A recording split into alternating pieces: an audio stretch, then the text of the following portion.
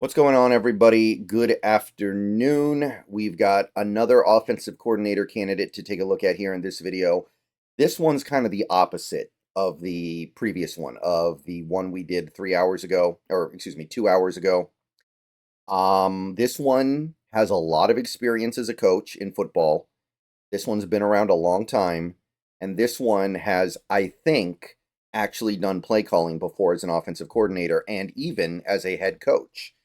Now, I'm not 100% sure on that. It can be really hard to look at old seasons and figure out who was calling plays when, especially with this guy because of something that he was involved in back in 2012. But as near as I can tell, Aaron Kromer has called plays in the NFL before, but he's definitely not a young hotshot who stars on the rise, right? In fact, this is a guy who you could argue you don't really want to be part of when it comes to figuring out what you want as a play caller. This might be a guy who you go, well, yeah, he's done it before, but that doesn't mean he's good at it. So, eye of the beholder here. I think any NFL level play caller is capable of being good if given the right situation, with very few exceptions. Like Ryan Grubb would have been good if you gave him a team with a really good offensive line. Ryan Grubb would have been very successful in the right circumstances, but not in this one. So Aaron Kromer is our guy. He's more than 20 years older than the guy we looked at a couple hours ago. 57 years old, been around a while. This is going to take a little bit of time to get through. A lot of his time has been spent as an offensive line coach, which some people are definitely going to like. He spent the last 3 years as an offensive line coach for the Buffalo Bills. So they've had a run of notable success over the last 3 years, and their offensive line has been considered to be one of the best in the league. Notable offensive linemen he coached during this time: Dion Dawkins, many-time Pro Bowler; Spencer Brown; Osiris Torrance, a second-round pick a couple years ago. They also had Connor McGovern there for a bit, I think in 2023 and 2024. Mitch Morse, really good center. He left a couple years. I think he left last offseason, but he's had a very good career. And he also caught the tail end of the career of Roger Saffold. So some pretty notable names that he's coached up over there. Some pretty good offensive lines he's been a part of. Going to before his stint in Buffalo, you do find that he took a year off in 2021. And before then, he was a coach with the Los Angeles Rams. So he did miss out on winning a Super Bowl with the Rams by 1 year, which maybe that says something we don't love about his resume, but the Rams were still a pretty good team during this 4 year stint where he was part of their staff, mostly as an offensive line coach. Now, from 3 years, 2018 to 2020, he was also the run game coordinator. So that's kind of interesting, right? We didn't even have a run game coordinator last year, I don't think. And the results that he produced across the 3 years he was the run game coordinator with the Rams is mixed.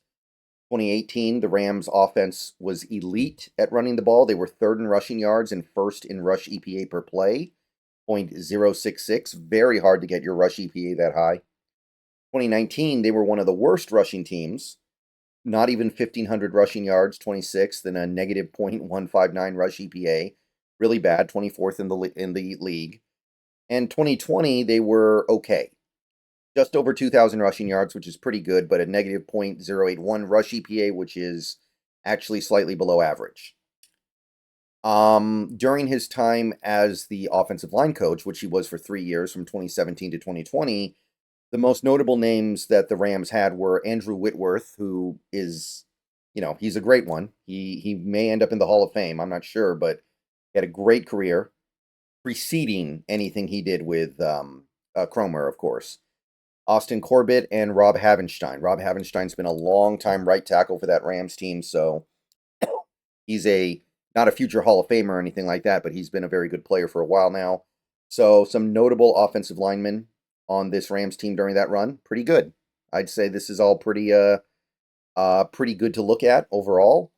Not a lot of really notable offensive linemen, but sometimes that's not necessarily a bad thing. Like, when you take a look at this Rams team, think about somebody like a Brian Allen, who swooped in for a couple years, played really well for that offensive line, and then you never heard from him again. Or somebody like an Austin Blythe, who was capable in that Rams offense for a few years there, who played pretty well. And after he left LA, never really did anything again and retired. So that's not a bad thing necessarily. Now, interestingly enough, before his stint with the Rams, he was an offensive line coach in Buffalo. So he was let go. He left Buffalo for LA and then came back to Buffalo, like, what, 6 years later. Don't see that every day. I guess that means they liked him enough to keep him around. During this 2-year stint in Buffalo as the OL coach, the notable names he coached were Cordy Glenn, who was one of those left tackles that weighed like 350 pounds, pretty rare. Richie Incognito, many-time Pro Bowler. Eric Wood, John Miller, and Jordan Mills. So not murderers row or anything like that, but a pretty good set of offensive line results. So he's doing his thing, man. He's doing good work in his role as an offensive line coach. But you go back a little bit further, you can find him up a little higher. From 2013 to 2014, he was the Chicago Bears offensive coordinator. Now, I don't believe he called plays because they had Mark Trestman. I believe Trestman was the play caller when he was there. And when Trestman got let go, I believe that Kromer either left before or at the same time as Trestman. I'm not 100% sure, but either way, I don't think he ever called plays in Chicago. If you want to look at the offense the Bears had during this run in 2013, they had an elite offense, almost 28 points per game, second in the league. 2014, their offense was bad, about 20 points per game, 23rd in the league. So mixed results. And again, he wasn't calling plays. Now, if you go back to the previous year, I believe he was calling plays with the New Orleans Saints. He was, remember, the interim head coach of the Saints in 2012. Now, this is where things get confusing. So, at the start of the year, Sean Payton was suspended the whole season, and Joe Vitt was suspended 6 games. So, for those first 6 games, Aaron Kromer was the head coach, during which the Saints went 2-4. And then Joe Vitt came back after a 6-game suspension and basically became the head coach. However, I believe that Kromer continued to call plays. I know that sounded a little bit confusing, but that is my understanding of the situation. I believe that he did call plays the whole year. It's possible Kromer handed it off to Vitt at the time, but I don't know why you do that. And I guess it's possible that Pete Carmichael was calling plays, but to my knowledge, he was not. So I think he called plays for this 1 year. And the Saints scored a lot, almost 29 points per game, third in the league. That's really good. Now, the Saints offense had issues with things like turnovers that kind of overrode a lot of the good work they did, and they ultimately didn't make the playoffs because of that. But the results in terms of points per game were good, so there's something going on there. The 3 years prior to being that interim head coach, he was the offensive line coach for the Saints. So he won a Super Bowl with the Saints because they won the Super Bowl in 2009, and he continued to be their offensive line coach for another 2 years after that. And there were a lot of really good offensive linemen that played for New Orleans during this time. Jermon Bushrod, Pro Bowler, Ben Grubbs, Jari Evans, Zach Streif, Carl Nix, Jonathan Goodwin, John Stitchcomb. I think Stitchcomb made the Pro Bowl once or twice. I think Evans did as well. Those are all some pretty high-profile names when it comes to late 00s, early 10s offensive line football players. So that's a really good point on the resume. Running back coach for 1 year before that. In 2008, he was the running back coach.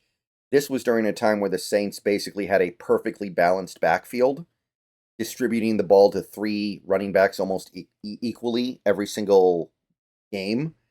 They had Pierre Thomas, who gave you about 900 yards from scrimmage and 12 touchdowns. You had Deuce McAllister, who gave you about 550 yards from scrimmage and 6 touchdowns. And then you had Reggie Bush, who gave you about 850 yards and 6 touchdowns, and also did a lot of damage as a receiving back, 52 catches. So that's an interesting juggling act that they were able to pull off. 3 guys all getting very close to equal numbers of touches. McAllister was getting a little bit pushed to the side by this point, just a little bit, but it was very much a three-headed monster. All right, we keep peeling back the onion here. The year before his running back coach stint with the Saints, he was a senior assistant and offensive line coach in Tampa Bay with the Buccaneers. The 2007 Buccaneers offense was about average, 21 points per game, 18th in the league. 2006, though, they were one of the worst, and 31st in the league. He did coach some fairly notable offensive linemen during this run: Donald Penn, John Wade, Davin Joseph. I believe Penn and Joseph both went on to make Pro Bowls. Jeremy Trueblood was there as well, but Donald Penn, I think this was his rookie year. 2007 might have been Donald Penn's rookie year. He was very young. He didn't really become a great player until later, so not a ton of super impressive overlap.